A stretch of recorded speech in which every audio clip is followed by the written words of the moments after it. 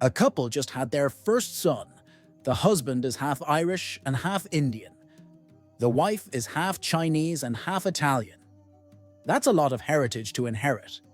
They talk about it, and they discover they both wish to have their son named after their heritage. A terrible argument ensues, causing both of them a lot of anguish. After a few days, they finally came to a decision that made both of them happy.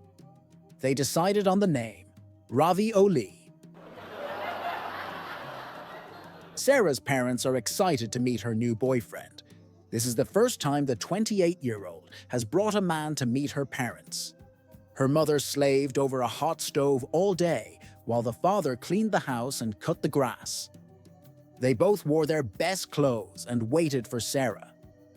At 8 p.m. they hear that ring. They open the door and Sarah is there, standing next to a huge man, full of tattoos and a face that looks like it has been in every possible fight, with scars aplenty crossing his face. He looks like he beats people for a living. After some hesitant pleasantries, the shocked parents take Sarah to the kitchen. "What the heck, Sarah?" asked her mother. "Why would you date a guy like that? He looks like a thug." "You've got him all wrong," said Sarah, irritated. "He's an incredibly nice and charitable guy." "What makes you say that?" asked her father. "Well, just this month he spent 200 hours serving his community." A couple invites their family over for Thanksgiving night and invites the whole family to spend the holiday and meal together. The family gathers, but the couple's children are late, and the mother-in-law complains aloud, "Ugh, your children always late." Eventually, everyone comes and sits down to eat. The mother-in-law insists on sitting at the head of the table, and no one has the strength to argue with her. After a few minutes, the hungry mother-in-law begins to complain. "Ugh, what's with the food here? Why is it always late?" A few minutes later, the couple bring out the meal they have prepared for their family, mostly cooked by the wife. Everyone eats and the evening continues. While they are in the middle of their main course, the mother-in-law says, "Ugh, I better start clearing the dishes so we can at least move on to the last dish on time." A mere second after she gets up, the large wall clock hanging over the head of the table falls down, reducing her chair to pieces and almost hitting her. Everyone is in shock until the bride mumbles to herself, "Ugh, this clock, always late." The other day, a gentleman went to the dentist's office to have a tooth pulled. The dentist pulls out a freezing needle to give him a shot. "No way, no needles. I hate needles," the man said. The dentist starts to hook up the laughing gas and the man immediately objected. "I can't do the gas thing either. The thought of having the gas mask on is suffocating me." The dentist then asks the gentleman if he has any objection to taking a pill. "No objection," the man said. "I'm fine with pills." The dentist then returns and says, "Here's a tablet." The gentleman, totally at a loss for words, said in amazement, "Wow, I didn't know Viagra worked as a painkiller." "It doesn't," said the dentist, "but it will give you something to hold on to when I pull your tooth." It was a regular day at first grade, and the teacher asked all the students to tell her something about what their parents do for a living. Some kids knew and gave a good description, while others didn't really understand their parents' jobs and gave vague descriptions or none at all. When they got to little Johnny, he stood up and said, "My dad cuts people in half." "Oh, really?" asked the teacher with a smile. "You mean he's a magician?" "I don't know," said Johnny. "A surgeon, maybe?" asked the teacher. "I don't know," repeated Johnny. "Then why do you think he cuts people in half?" asked the confused teacher. "Because I have 2 half-brothers and 3 half-sisters." A boy goes to his father and asks him, "Daddy, how was I born?" "Ah, very well," his dad sighed. "One day you'll find out anyway. How shall I put it in a way your generation will understand?" "Well," he said, "Mom and Dad got together in a chat room. Dad set up a date via email with your mom and we met at a cyber cafe. We snuck into a secluded room, and then your mother downloaded from your dad's memory stick. As soon as Dad was ready for an upload, it was discovered that neither one of us had used a firewall. Since it was too late to hit the delete button, 9 months later, the blessed virus appeared. And that's the story. A young Italian girl was going on her first date. Before the date, her Nona decided to give her some advice. Nona said, "Sita hera, ana letame tell you about those younger boys. He's gonna try and kiss you. You are gonna like that, but don't let him do that. He's gonna try and kiss your breasts. You are gonna like that too, but don't let him do that.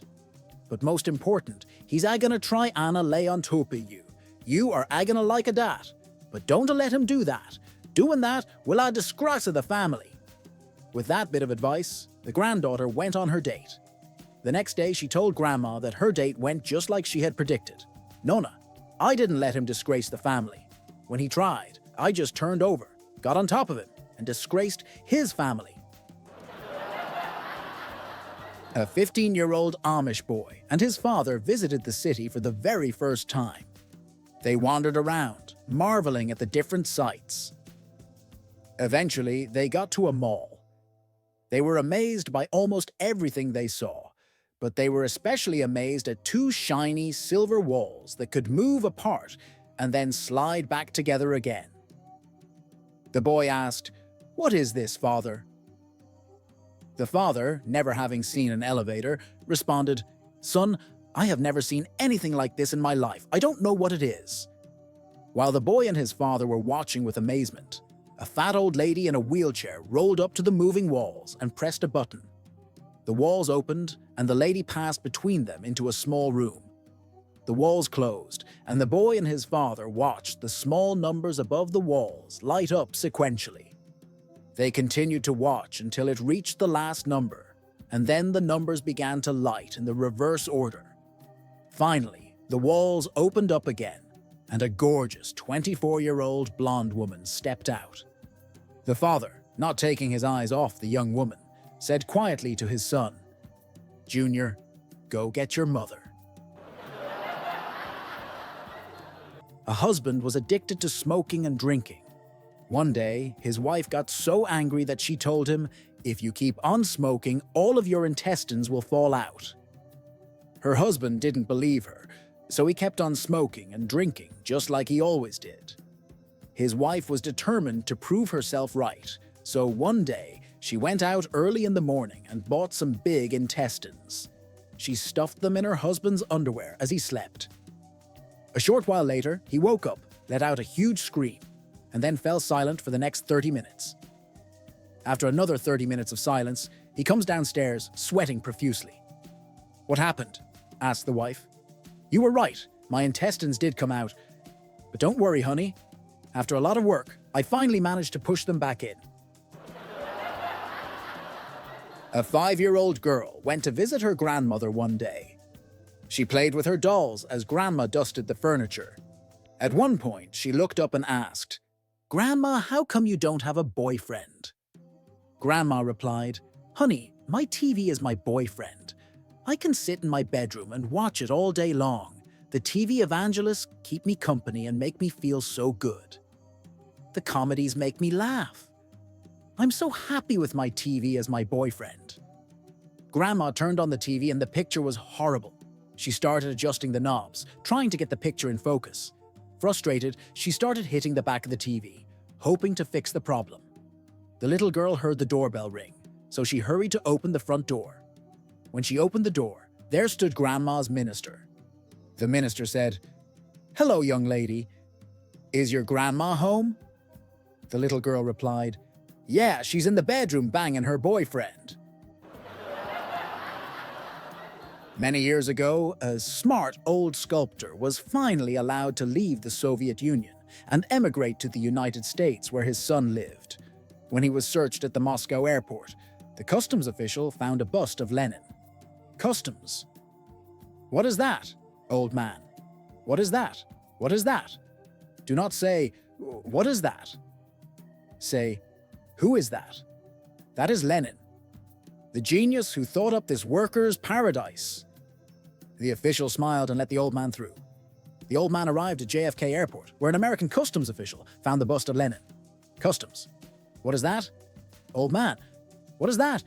What is that? Do not say, what is that? Say, who is that? That is Lenin, the bastard. I'll put him on display in my toilet for all the years he prevented an old man from having a good life. The official smiled and let him through. When he arrived at his family's house in Brooklyn, his grandson saw him unpack the bust. Grandson. Who is that, Grandpa? Old man. Who is that? Who is that? Don't say, who is that? Say, what is that? That, my child, is 8 pounds of gold. A woman overhears her 7-year-old son playing with his toy train set. As he's moving his train around, he stops the train and says, "This stop is Los Angeles. If this is your stop, get the bloody hell off. If this is not your stop, stay the bloody hell on." The boy moves the train around for a minute and stops the train once again. "This stop is Seattle. If this is your stop, get the bloody hell off.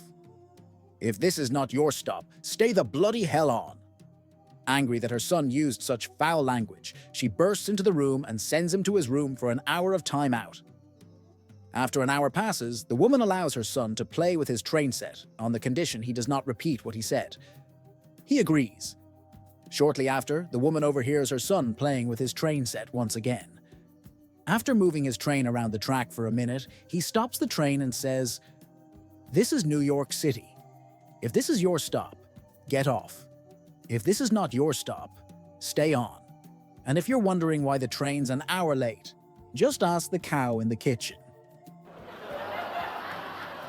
A 65-year-old lady suddenly started learning to swim instead of her usual routine of going to bingo. Everyone was curious and asked her, "Why the change in your interest?" The lady, with a look of helplessness, replied, "Whenever my son and daughter-in-law quarrel with each other, my daughter-in-law always asks my son, 'If your mom and I fall into water, which one would you save first?' So because I do not want to put my son in a difficult position, I am learning to swim." A few days later, her son and his wife were quarreling again, and the daughter-in-law unreasonably asked, "Now tell me, if your mom and I fall into the water, whom will you save first?" The husband replied, "I don't have to get into the water. My mom knows how to swim. She will save you." The wife refused to relent. "No, you have to jump into the water and have to save one of us. Which one will it be?" Her husband replied, "Then I'm sorry to say you'll die anyway because I don't know to swim, and my mom will definitely save me first."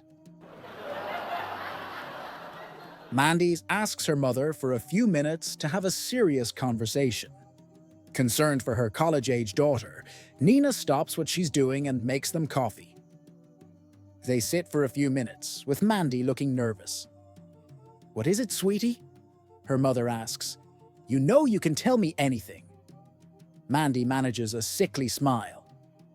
"Well, you may judge me for this. And please don't tell Dad." "What is it?" her mother demands. "Do you know the neighbor, Jeremy, who I study with?" "Yes," says her mother cautiously. "And you know his dad, Ronald?" "Aha." Her mother looks more concerned every second. "I think I'm in love with him," Mandy blurts it out. Her mother is shocked. "I won't allow it. Mom, you can't tell me who to love. He could be your father," shouts Nina. "I don't care about the age difference," the daughter shoots back. Her mother sighs. "I think you misunderstood me." Mrs. Rosie Jones was going to the market in New York, where she happened to meet Father Patrick. "Father, hey, you are Rosie, right? I got you married in New Jersey when I was posted there." "Yes, Father," says Rosie. "How is your husband and the little ones?" "Husband is fine, but so far, no children." Father Patrick, "Don't worry, child, I'm going to Rome next week. I will light a candle for you there." "Thank you, Father Patrick." After some years, Father Patrick happens to meet Rosie again. "Hello, Rosie. How's everything? Did you have any kids?" "Yes, Father. I have 3 sets of twins and 2 singles. Total 8 kids." "Wow. Where is your husband? Oh, he's gone to Rome all of a sudden. Said something about blowing off some candle.